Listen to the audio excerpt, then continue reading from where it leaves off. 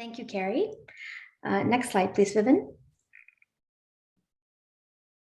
So what is this Astronaut Assisted Mobility Surface Explorer, or AAMSE for short?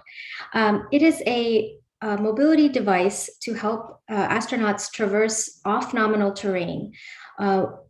Unlike, we already know that long duration space flight creates adverse physiological effects in the astronaut's health, from muscular disorders, ocular degenerate, a myriad of disorders. So what we propose is that once the astronauts land on Mars, they will not have anyone there to receive them, to help them in their weakened state.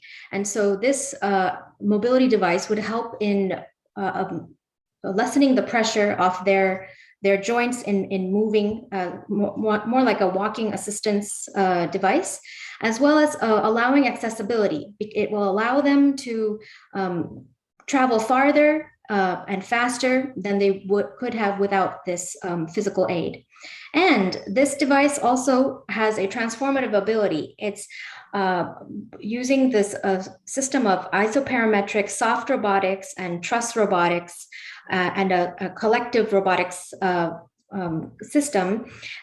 They will be standing on a platform with a backing, and these trusses would be rotating on either side of them, forward and backward, and they can also turn around with this device. So, but there's one more great benefit of this, is that in the case that an astronaut becomes injured during an EVA or extravehicular activity on the Martian surface, they need to be able to transport themselves back. But if they are already in a weakened state, and because of this long flight duration, they would take longer to recover compared to the astronauts that we see here, who only spend just a few hundred days in space. So this device, we would be able to transform the standing platform into we would tilt it so that it is a horizontal plane, and the astronaut can be moved like a wheelbarrow. The injured astronaut can be moved on this device, and that would be a great asset to any expedition team. And then, of course, this is also a physical rehabilitation aid, and this is also inclusive of para-astronauts. I'm very glad to see that ESA had done the call for para-astronauts, and this is a great addition for that endeavor. Next slide, please. So what are the health risks of this long-duration human spaceflight? So NASA has an extensive human research and human research performance database on this, and the most common adverse effect is the bone loss and the risk of bone fracture, and as well as reduced strength and endurance because of the muscle mass reduction and eye impairments, and this all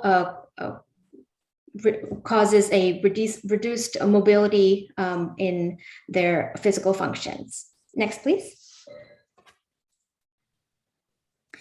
Now, what are the mitigation strategies for these this plethora of issues? Well, we propose the physical rehabilitation exercise and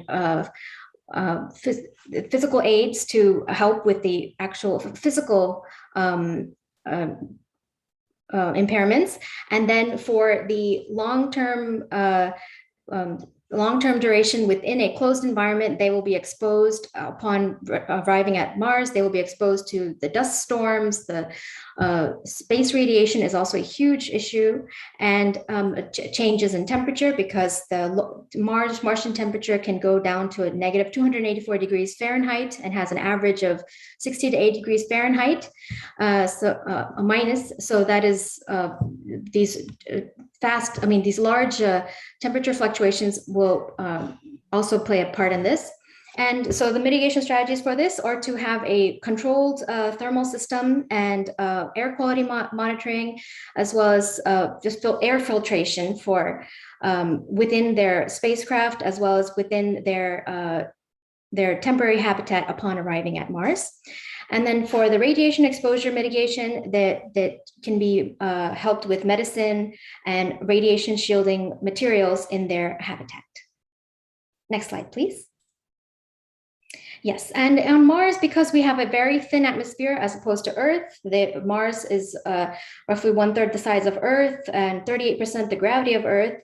And so without the cloud cover and without the proper atmosphere to ward off the UV rays, we have solar radiation coming in as well as galactic cosmic rays. And so for this, the best strategy is for new Martian astronauts to explore underground cave systems, and we assume lava tubes. Next slide, please. And that's what this AAMSE device is intended for, to traverse the lava tubes, assuming, and underground cave systems. And it is used for these cave systems can extend for miles. And at the weakened state, these Martian settlers will greatly benefit from having this mobility physical aid to travel this far. And in case of any emergency, they can always transport themselves back with the aid of this device. Next slide, please. And I'll hand it off to my colleague Richal, who will explain more details about AAMSE. Thank you, Mungar. So now we are going to look at the structure of AAMSE. Since it's a soft robot, so it focuses on the use of soft robotics for more flexibility in movements along with active feedback control. It uses motor for actuation, and also the linkages are of the folding types. So the folding and unfolding makes the motion of the device possible. That's how this actually soft robot moves back and forth. The linkages may be pressurized air tubes or flexible cables, depending upon what type of soft robot you are looking for. This would allow inflating or deflating the entire structure within minutes, and you can carry it to any places of expedition if the linkages are air tube, because it's easy to just inflate it, or maybe if the cables, you can just pull the cables and deploy the entire structure within minutes. And as the mechanism of the linkages allow a wider range of movements as compared to that of the standard robots that we use. So the power required to drive this device is less as compared to the rovers and human buggies or the human rovers. So that's why from the structure point of view, it's more efficient than the traditional robots, as well as it gives more flexibility during the exploration. Next slide, please. Here on the screen, we are looking at how the soft robot structure is being inflated, and you can see it can take any angle, any shape, so it can adapt to the surroundings. It can morph according to the geological surface, so it makes easy to move on, say, rough terrains. You can explore the ridges and valleys. You can climb up the mountains easily by using this mobility device, which we call AAMSE. And on the right hand side of the screen, we can see how the linkages are attached to each other, and the actuators are fixed at the hinge points of this AAMSE. So over to you, Vivian. Thank you, Richard. My colleagues mentioned some of the structures about the AAMSE. Let me just explain a little bit about how do you control and navigate the AAMSE. So can we, when we make assumption of a structure, can we assume that it moves like a human hamster ball? So I'm sure most of you have seen a human hamster ball. So can we assume that an astronaut gets in the ball and starts rolling down? And however, if that happens, that could mean two problems. So as you try to enter the ball, you will initially struggle to get in, and once you're in, you're much more comfortable. However, you have to keep rolling and moving forward. So some of the power structure she's mentioned, the linkages And all the structures are meant for the astronaut to navigate the MC more efficiently. So and then we talk about the conditions in Mars. So you look at the terrains there. We have the hilly terrains and then the underground cafe and underground cave. It's not easy to control the ball, especially when the gravity is much lower in Mars. So there's less friction on surface of Mars. So when you roll something down the hill, like for example, image on the left, which is the top of the Husband Hill in Mars, you can just roll pretty much uncontrolled. So you have to ensure that if there's instance of rolling, it's very well controlled, but it must be controlled by the astronaut. And also underground caves. So we don't actually have actual proof that how does the underground caves in Mars looks like, as far to my knowledge. Perhaps when humans start exploring Mars, they will need to explore these underground caves. However, we are not sure, maybe there could be poisonous gas or maybe living creatures down there which are maybe harmful to them. So this MC sort of provides some sort of protection against them as well. On top of all its mobility challenges, we also talk about MC being a platform to lift or to carry injured astronauts away from danger zones to safe zones. So we need to find a solution that is more feasible so that the MC can be controlled more efficiently. So we thought of a few methods that we could use to control the MC. One is the Segway method. So if any of you have used the Segway, you basically stand on it and use your body to tilt it forward and backwards. So you won't probably fall because there's some equipments in the Segway to ensure you don't fall down. But it works very well in Earth's gravity because the gravity is helping to assist in terms of like keeping you standing still. However, it's not the case such as so in Mars. So so you will need to since the lower gravity, you will exert more energy to just try to keep yourself balanced. On top of that, we are talking about helping injured astronauts. So when you're injured, your sense of alertness or your sense of control over your body is probably lower. So if you're entering the MC with a very weak state of body, you might just roll, you might move forward and roll back. So you might roll away uncontrollably. So another method we have explored is the brainwave hand gestures. So although it's primarily still quite new in research, we think by the time these robots are deployed to Mars, perhaps it could be deployed in the system. So how it works is that we'll be leveraging on this EEG waves, and then you have the muscle activity on your hand to control the robot. However, looking further into this idea, you will need special devices like electrode to read the brain signals. However, when you intend to read electrodes on the brain, perhaps you need to install more cord towards the from the MC platform to the astronaut's body. On top of that, the astronaut may be wearing a spacesuit as well. So there'll be a lot of devices connected to him or her, as well as to the device. So it's not really conducive for mobility. So these two methods are dropped.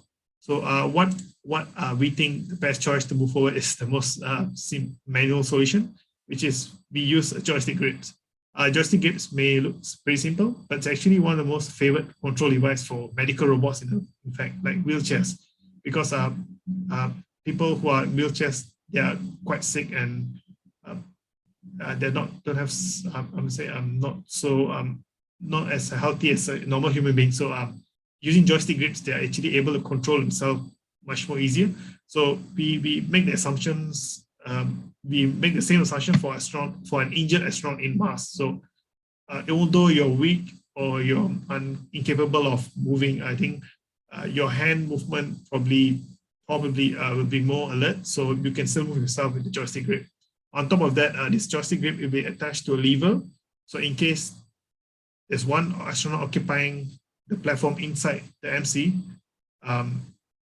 another astronaut from outside can move the joystick. So the joystick is attached to a lever which is stretched to outside of the MC. So someone else can control the MC to bring the injured astronaut to a safe position.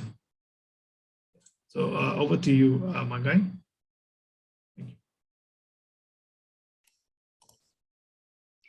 Thank you, Vivin. Yes, so the emergency medical transport on Mars can be accomplished with this AAMSE device.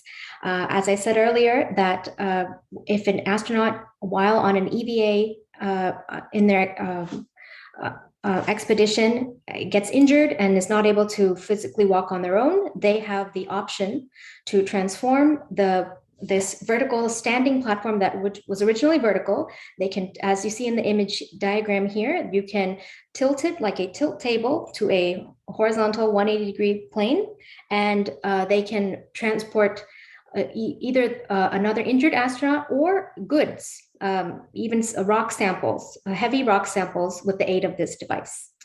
And I think it, more than the emergency transport, it will most likely be used to transport these experimental samples from their expeditions that may be several miles away from their camp, or back to their rover from the underground cave systems. And I will hand it over to Garima to talk about the rehabilitation aspect of this device. Thank you, Mangai. Next slide, please. Yeah. So when it comes to astronaut rehabilitation, exercise play a key role to counteract the effects of spaceflight. While the current leading exercise protocols can effectively mitigate cardiovascular and muscular deconditioning, the benefits to post-flight sensorimotor dysfunctions are very much limited. So we propose that this device can be used for postural control and functional training by potentially reversing the proprioceptive and tactile contributions to unloading induced balance impairments.